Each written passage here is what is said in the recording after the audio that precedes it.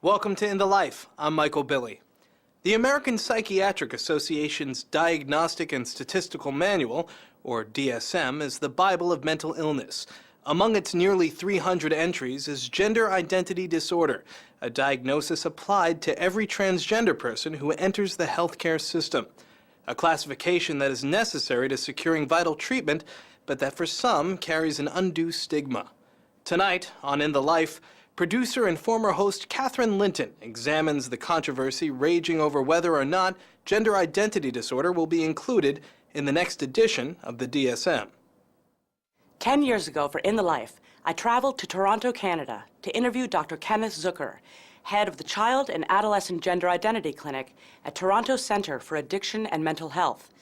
Dr. Zucker works primarily with children under the age of 10 who've been given that diagnosis of gender identity disorder, defined as a mental disorder. His therapies and positions on gender-variant children were highly controversial then, as they are now. Dr. Zucker has stated that his goal in treating children is to make them more content in their biological gender, and one of his methods for diagnosis and treatment is toy play. Well, if you study the toy play of boys and girls or dress-up play, there are very substantial differences between boys and girls. Here's a Ken doll. Is that a boy doll or a girl doll? A boy. Put the skirt on this doll. Now, is it a boy or a girl? A girl. How come it's a girl? Because it has a dress. Boys don't put on girls' clothes? No. Can girls put on boys' clothes? No. What would happen if you put on a dress? All the girls and all the boys will laugh at me. For years, Dr. Zucker has come under fire from activists and many experts for practicing what they see as reparative therapy for gender-variant children, and for his view that adult transsexualism is, quote, a bad outcome. So imagine the surprise when last May, the American Psychiatric Association announced the appointment of Dr. Zucker as chair of the work group assigned to examine the gender identity diagnosis in the virtual Bible of mental disorders, the Diagnostic Statistical Manual. As soon as the news about the DSM subcommittee, hit the public, it was just instantaneously spread across the internet through all these networks of transgender people from one part of this country to the other.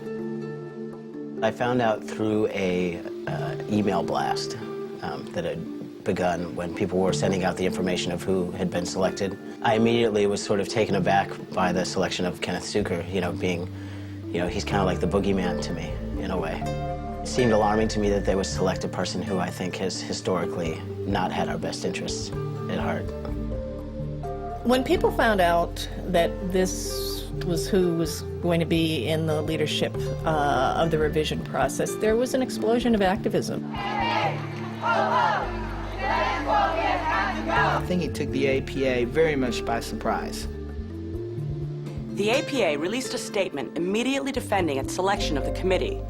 But to understand the trans community's concern over the committee and the potential revision of gender identity disorder is to understand the importance of the Diagnostic Statistical Manual and the history of GID. The DSM is used worldwide. It's certainly the standard for psychiatric diagnosis in the United States. It's also used by a lot of other agencies, particularly the federal government, the FDA, the NIH. Insurance companies also look to the DSM.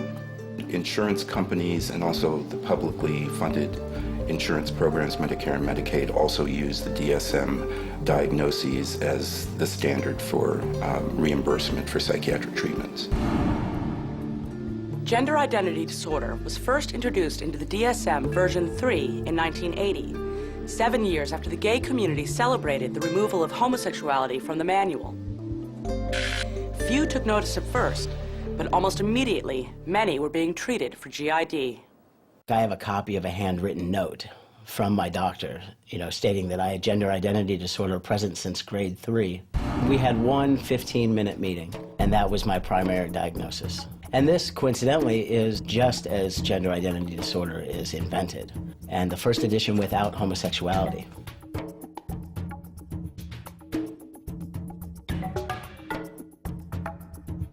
When Daphne Shalinsky was 15 years old, she suffered severe depression due to multiple issues.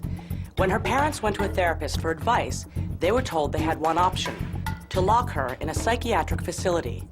But rather than being treated for depression, gender became the immediate focus of the doctors.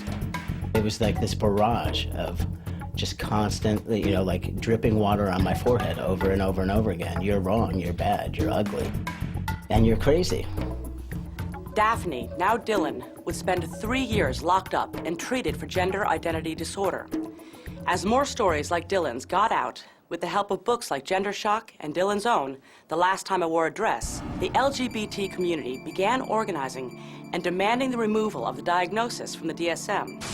But that unified demand was cut short when the diagnosis was revised in the 1994 release of the DSM-IV, suddenly pitting the interests of gender-variant children against access to health care for adults. When they combined GID in children and transsexualism into one diagnosis, it created a major rift within our community after having gained so much momentum in movement towards change. It took our focus off of the psychiatric system and onto each other. Children and adults are quite different because although the diagnosis in adults presumes a good degree of stability, that that person who has gender dysphoria will remain gender dysphoric for a long time, with children that's not necessarily the case. So it's very difficult to lump all of them together. While many recognize how the diagnosis can be damaging to children, many adults require the GID diagnosis to attain access to certain health care. Outright removal, some are concerned, could threaten this access. A lot of transgender people need transgender-specific care. In order to be allowed to access that care and to have that care paid for by private or public insurance plans, it's necessary for there to be a diagnosis on which to base the treatment. We must have some sort of medical diagnosis, and there's just no question about that. It would be devastating. It would be disaster. The trouble for many is that GID is classified as a psychiatric illness, which for many, like Dr. Christine McGinn, who works primarily with transgender patients, still carries the potential for stigma or discrimination. It is a double-edged sword because, myself as a personal story, every time I apply for privileges at a hospital, I have to fill out an application and they specifically ask me if I have any psychiatric diagnosis. So although I had to go through the therapy process to get my surgery, I don't feel as if I have a psychiatric illness and I'm quite functional. It saddens me every time, frankly, that I have to fill that out. The way that the diagnosis as it stands now is harmful is that it actually is saying that their gender identity is disordered, when in fact what's disordered is their brain identity and phenotypically how they present or their body is incongruent. The primary concern about the GID diagnosis is that it pathologizes from a mental health perspective a medical condition. If something can be fixed with a physical transformation, then it shouldn't be categorized as a mental health condition.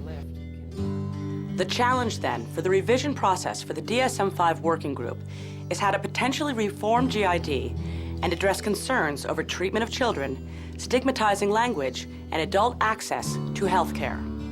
I think that the APA is working with the disease concept, right? They're medical folks, they're psychiatric folks, and we don't think gender identity is a disorder. So we'd like to see it removed from the DSM, but only with the assurance that trans people and gender nonconforming people can get the services that they need. Without a doubt, we're in a dilemma because we, on the one hand, need the diagnosis. On the other hand, the diagnosis facilitates abuse, mistreatment, and misperceptions of transgender people. There's definitely things that can be done to improve the way the diagnosis is worded, to mitigate some of the potential for misuse and stigma. That's going to help a lot. However, many advocates for GID reform, even removal, are still very concerned about the review process and potential revision. Oh, I think everybody's terrified right now. I don't think anybody's just watching cautiously. I think that people are very concerned that they're going to throw in more pathology. Some of the fears around the DSM-5 is based on history. From the beginning of GID to its current state, it's become a more dangerous diagnosis rather than a safer one. And to go and put Kenneth Zucker in charge of like the next inception of it just is terrifying, because you could just imagine, that the next level is like, how can it get worse? We'd of course like, a better DSM. We'd like a more open process. We'd like a committee that reflects the practice and the movement that the psychiatric community has made in the last 20 years. The DSM-5 will not be released until 2012, and as of now, the APA has not expanded the working group, but promises the process will at some point be opened up for review. And in regards to concerns over treatment, have appointed a diverse group to examine treatment practices for GID. The APA also encourages people to visit their website to follow any developments on the revision of the DSM-5.